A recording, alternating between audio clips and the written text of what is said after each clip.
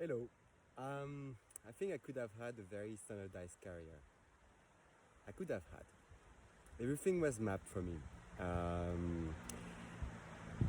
Out of high school, middle class family, not rich, not poor, good family.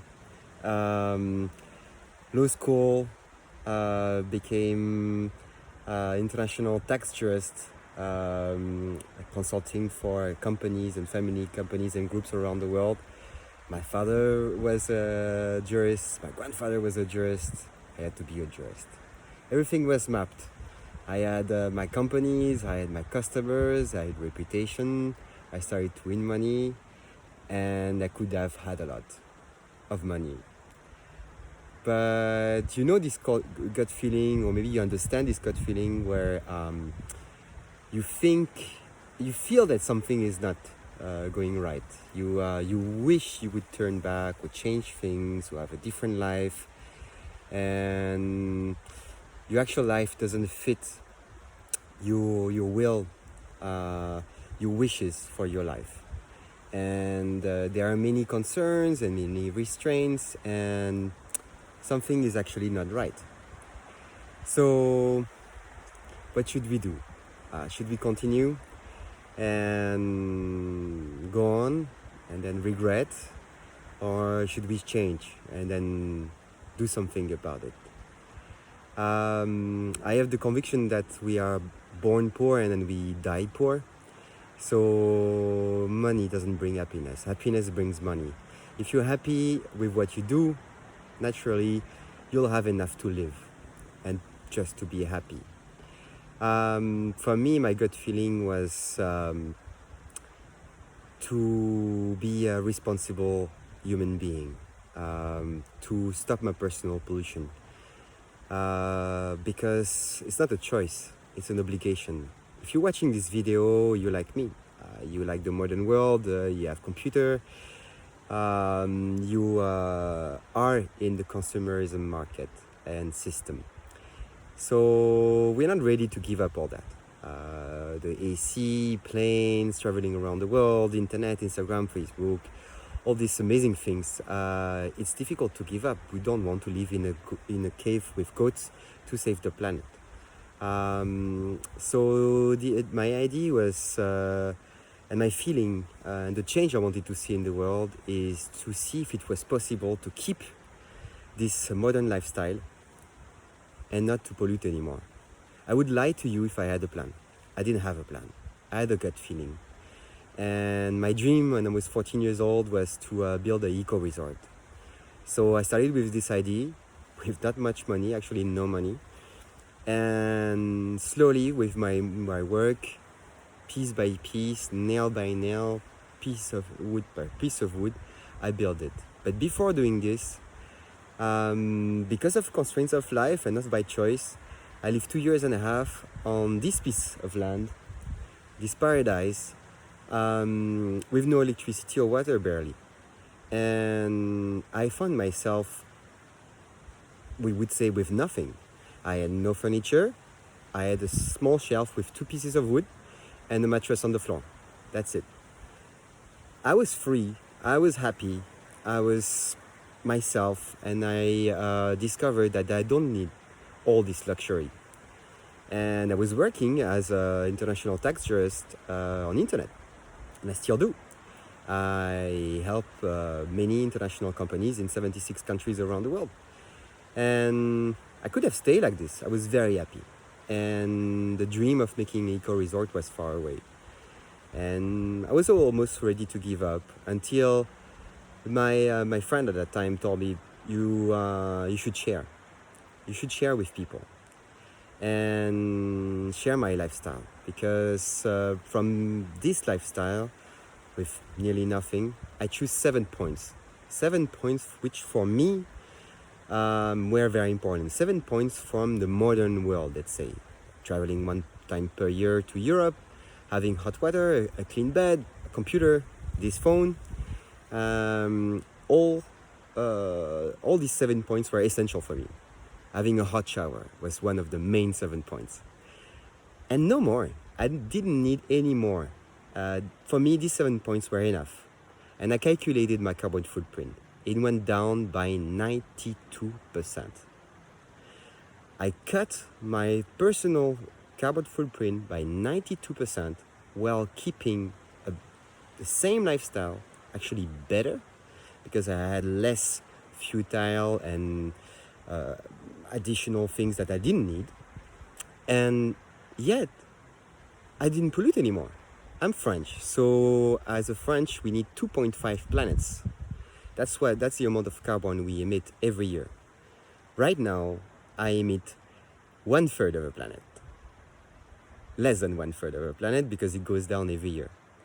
And this is truly amazing, and I didn't give up anything, and I'm not living in a cave with goats, and I don't want to. And I'm very happy with this. And the idea was to share this lifestyle with people, and to share the fact that I am the change I want to see in the world. Your change is different than mine. I'm sure you have something that bothers you in this world and you want to change. And for me, it's nature. Even in these very difficult times, we are in April 2020, it is still the case. Last year, in March 2019, we polluted more than in any time in the human history since human came on this earth. It is insane. It is an amount of CO2 that is unbelievable. You see the graph, it goes like this, and then boom, like this in just a few years. We are going against the wall. There is no choice. We don't have an alternative. It's an obligation as a human being. As if we live in this capitalistic society, we have to cut our carbon footprint. It's not even an option. And the idea is to show to my customers and my guests who come here at this hotel how they can do that, and what I found to do that. And I do that through all the eco technologies I've invented in this hotel. Each room, each villa, and I will show you in different videos, have a natural air conditioning system polluting 90% more, or natural pool, the only natural pool in a tropical country, or different air conditioning and natural air conditioning system I invented. I'm not an engineer, I'm not an architect. I say I have a PhD in mistakes. I do many mistakes, it doesn't work, and I don't know why one time it is working. So I'm glad to show that to my guests. They enjoy air conditioning rooms, very nice beds, beautiful luxury house. But the carbon footprint of the houses I have built with my hands emits 5%, 4%, 4-5% of the normal carbon footprint of a normal house. It is huge. It is huge, and yet you don't see it and you don't feel it. And I share that with my guests, and this is what I would like to do to try to change the world. You would think you will never change the world.